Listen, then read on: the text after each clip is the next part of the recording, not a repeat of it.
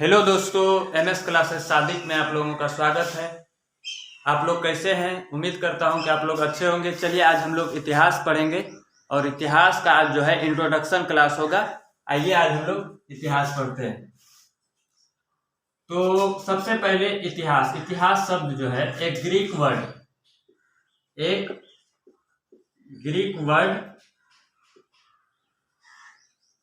Word है जिसका मतलब होता है हिस्टोरिया। इस शब्द से मिलकर बना है हिस्ट्री। इसका शब्द हिस्टोरिया का शब्द का अर्थ होता है किसी भी चीज को खोजबीन जांच करके इकट्ठा करना, उसी को जो है हिस्टोरिया कहा जाता है। एक यहीं का एक व्यक्ति था, नाम था हेरोडोटस। क्या नाम था?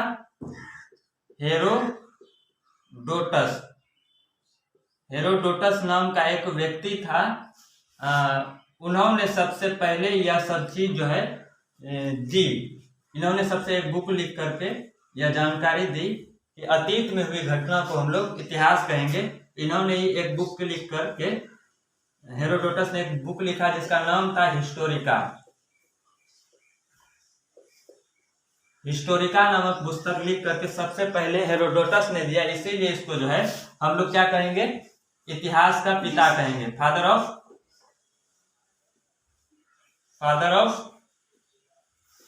हिस्ट्री।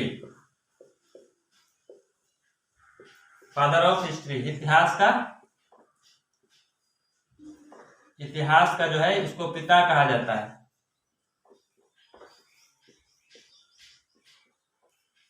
इतिहास का पिता कहा जाता है। अब हम लोग इतिहास क्या है इसके बारे में हम लोग चर्चा करेंगे। तो आइए अब हम लोग इतिहास के बारे में थोड़ा सा चर्चा करते हैं। इतिहास जो है वो अतीत में होने वाली घटना को हम लोग इतिहास कहते हैं। अतीत में होने वाली घटना को हम लोग इतिहास कहते हैं। मगर एक सवाल बनता है कि क्या अतीत में होने वाली सभी घटनाएं जाकर के इतिहास कहलाएगी? तो नहीं। अतीत में हुई घटना वही घटना इतिहास कहलाएगी जिसका मेरे पास प्रमाण है, साक्ष्य है या स्रोत है, उसी को हम लोग इतिहास कहेंगे। तो चलिए आज हम लोग पढ़ेंगे। इतिहास को मेनली रूप से हम लोग जानते हैं कि 3 भागों में बांटा गया है। प्राचीन इतिहास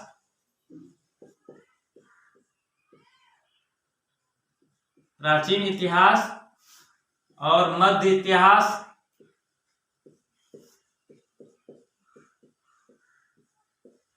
और एक है आधुनिक इतिहास।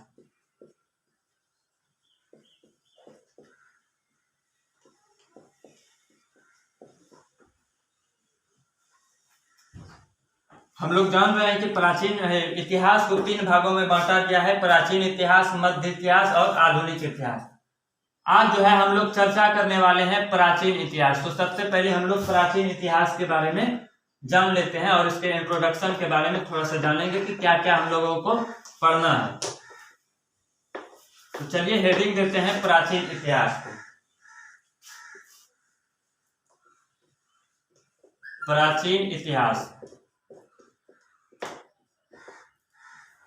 प्राचीन इतिहास को अध्ययन के लिए 3 भागों में बांटा गया है।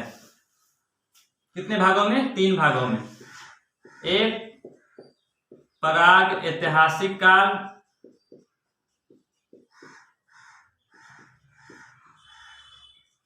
एक आदि ऐतिहासिक काल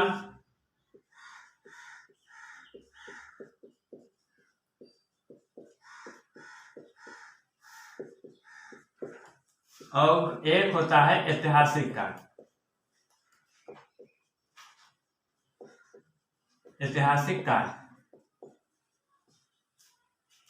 इस काल में हम लोगों को कोई भी लिखित जानकारी नहीं मिलेगी और इस काल में हम लोगों को लिखित जानकारी मिलेगी, परंतु यहाँ पर जो लिखित जानकारी मिली है वो अभी तक पढ़ा नहीं गया है। इसीलिए हम लोग इसको क्या कहते हैं? आदि ऐतिहासिक काल।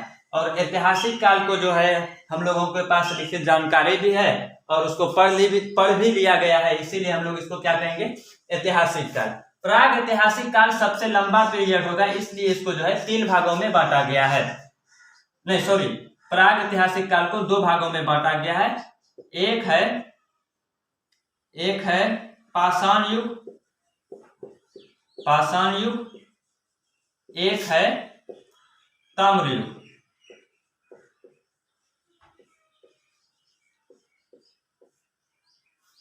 पाषाण युग को इस दोनों के कंपेयर में पाषाण युग जो है लंबा पीरियड होगा, इसीलिए इसको जो है 3 भागों में बांट दिया गया है। एक का नाम है पूरा पाषाण काल, एक का नाम है मध्य पाषाण काल,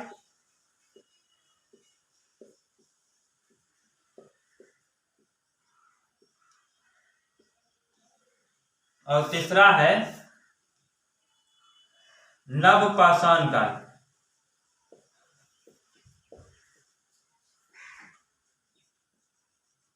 अब हम लोग समझेंगे कि पूरा पाषाण काल में जो मानव थे उन्होंने जाकर के सिर्फ जो है आग को देखा था। ठीक है, यहाँ पूरा पाषाण में आग कहीं जलता था तो उस समय जो है वो लोग जो है आग देखा करते थे, परंतु वो जो है आग का जो है किस तरह से जाकर के जो है आग को जलाया जाता है उसको पता नहीं था। इस समय में जो है लोग जो है पत्थरों से जो है शिकार करते थे और लोग जो है शिकारी का शिकार करके जो है भोजन इकट्ठा करते थे। मध्य पाषाण काल में क्या हुआ कि मानव जो है ना, ये मध्य पाषाण काल में मानव जो है यहाँ पर जाकर के मध्य पाषाण काल में पत्थरों का साइज जो है इस पूरा पाषाण काल से थोड़ा सा बेहतर हुआ, और इस काल में जो है ये मानव जो है सिर्फ अब जो है शिकारी का शिकार नहीं करते थे, बल्कि अब जो है शिकारी को जो है पशुपालन भी करने लगे थे। इसीलिए यहाँ पर मध्य पाषाण काल में जो है पशुपालन की शुरुआत हो गई। और नव पाषाण काल में क्या हुआ कि अब जो है शिकारी जो है, और यहाँ पर जो है आग का भी जो है इस यहाँ से मध्य पाषाण काल में आविष्कार हो गया था। जब पूरा पाषाण काल मध्य पाषाण काल के बाद नव पाषाण काल में आते हैं तो यहाँ पर क्या होता है कि यहाँ पर जो है आग के साथ साथ बेहतर तरीके का नोकीले जाकर के पत्थरों का जो औजार होता था जो जिससे शिकार करते थे वो बेहतर तरीके का हो गया था। और साथ में इस काल में जो है पशुपालन के साथ साथ कृषि का भी शुरुआत हो गया था। इसलिए इसको क्या कहा जाता है, इस नव पाषाण काल में क्या हो गया, कृषि की शुरुआत हो गया, और मध्य पाषाण काल में क्या हो गया, पशुपालन की शुरुआत हो गई। इसके बाद जो है अब हम लोग ये जानेंगे कि जब तक हम इतिहास में या प्राचीन में डेट नहीं डालेंगे तब तक हम लोग को ये नहीं पता चलेगा कि हम कितने पीछे की बात कर रहे हैं, कितने प्राचीन की बात कर रहे हैं, कितने पुरानी बात कर रहे हैं। तो चलिए आज हम लोग इसमें डालते हैं डेट। तो हम लोग पूरा पाषाण काल को जो है अननोन पीरियड से हम लोग 8000 BC तक जो है हम लोग पूरा पाषाण के काल को मानते हैं, और मध्य पाषाण काल को 8000 BC से लेकर के 4000 BC तक जो है हम लोग मध्य पाषाण काल को मानते हैं। और उसके बाद जो है नव पाषाण काल को जो है हम लोग 4000 से BC से लेकर के 2500 BC तक इसका काल माना गया है।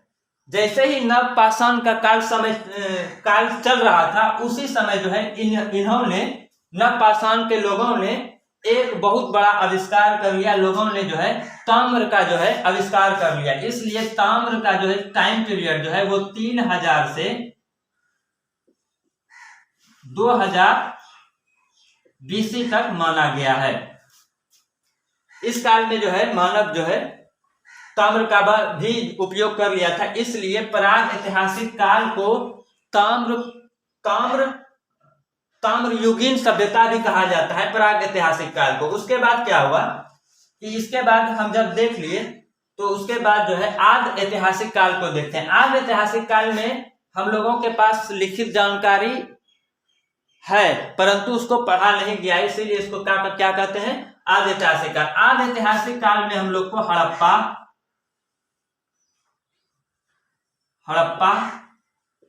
हड़प्पा सभ्यता या सिंधु सभ्यता के नाम से भी जाना जाता है, हड़प्पा सभ्यता, और दूसरा वैदिक काल,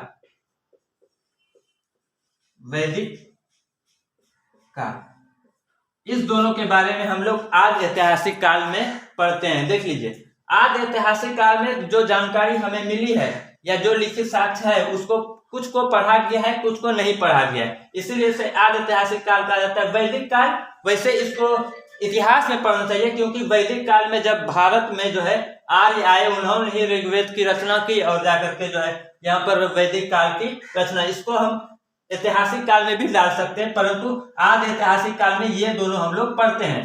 तो हड़प्पा सभ्यता को टाइमलाइन जो है वो 2500 से लेकर के बीसी से लेकर के जो है, देखिए यहाँ पर 4000 नवपाषाण काल का 4000 से 2500 बीसी तक जो है, यहाँ से फिर जो है हड़प्पा सभ्यता शुरू हो जाती है या सिंधु सभ्यता चालू हो जाती है। ये चलता है 1750 तक जो है, बीसी तक ये सभ्यताएं चलती है। उसके बाद वैदिक काल, जब हड़प्पा सभ्यता में जब बाढ़ आ गई, यह सभ्यता पूरी तरीके से खत्म हो गई, तो 250 साल तक यहाँ पर या उत्तर भारत में कहीं पर भी, पश्चिमी भारत में भी जाकर के जो है कहीं पर सभ्यताएं देखने को 250 साल तक नहीं मिलता है। उसके बाद एक काल आता है जिसको वैदिक काल कहा जाता है। इस काल में जो है इस काल का जो टाइम पीरियड है, ये 1500 से लेकर के बीसी से लेकर के 600 बीसी तक के काल को हम लोग क्या कहेंगे, वैदिक काल। वैदिक काल, इसमें जो है आदि ऐतिहासिक काल में हम लोग दो ही चीज पढ़ना है, एक हड़प्पा पढ़ना, एक वैदिक काल पढ़ना, और हम लोग पढ़ने वाले हैं ऐतिहासिक काल। ऐतिहासिक काल में हम लोग को जैसे कि मौर्य साम्राज्य, गुप्त साम्राज्य, हर्यक वंश, शुरुआत तो हम लोग हर्यक वंश, शिशुनाग वंश, नंद वंश, मौर्य वंश, उसके बाद जो है हम लोग संगम काल से पढ़ेंगे, उत्तर भारत या दक्षिणी भारत के जो भी साम्राज्य हैं उसको पढ़ेंगे, महाजनपद पढ़ेंगे। ये सब घटनाएं जैसे जैन धर्म, बौद्ध धर्म, इस सब के बारे में जब हम लोग चर्चा करेंगे, वो जो है ऐतिहासिक काल में आएगा, ऐतिहासिक काल में आएगा। ये रहा सबसे, ये जो है आज का जो लेक्चर है या जो है, ये आप लोगों को सिर्फ इंट्रोडक्शन कराने के लिए कि जो हम लोग को जो है इतिहास, प्राचीन इतिहास में क्या क्या पढ़ना है। तो अब मिलेंगे अगले वीडियो में ऐतिहासिक काल से, और हम लोग कहीं ना कहीं ये हम आपको सिर्फ इंट्रोडक्शन दिखाएं कि ये हम लोग को पढ़ना है, और अगले वीडियो में हम लोग जो है अगली वीडियो के साथ आपके साथ आएंगे। जय हिंद, जय भारत।